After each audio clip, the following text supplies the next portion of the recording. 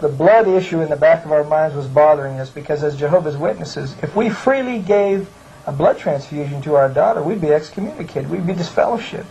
Well, the doctors finally came to our room and it was just like an ultimatum. They said, listen, we know from our records that you're a Jehovah's Witness. We know that you don't take blood transfusions.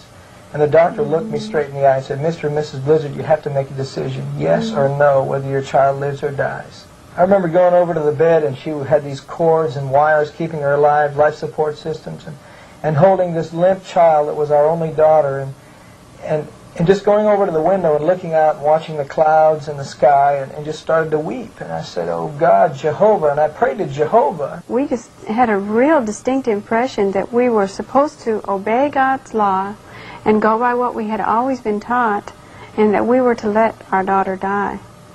And so we just called the doctors back in and told them that we had just had to let her die, that we had to obey God's law. About a half an hour later, a sheriff deputy came to our room and gave my wife and I both citations, and they told us that a court order has already been issued, your daughter is going to get the blood, and they also warned the staff of the hospital not to allow us to take Jenny out of the hospital.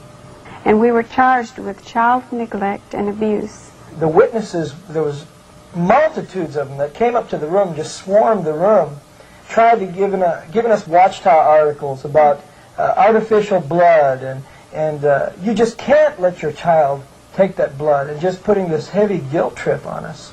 The elders were relieved to find out that there was still time to get Jenny out of the hospital, and they would come up to me and say, hey, I've got a plan. We can get her, we can hire a helicopter, we can sneak her out of this hospital, just unhook the tubes, and we're gone. And I said, wait a minute. You can't do that. It's against the law. I'll be charged with murder. They said, that's a chance you're going to have to take.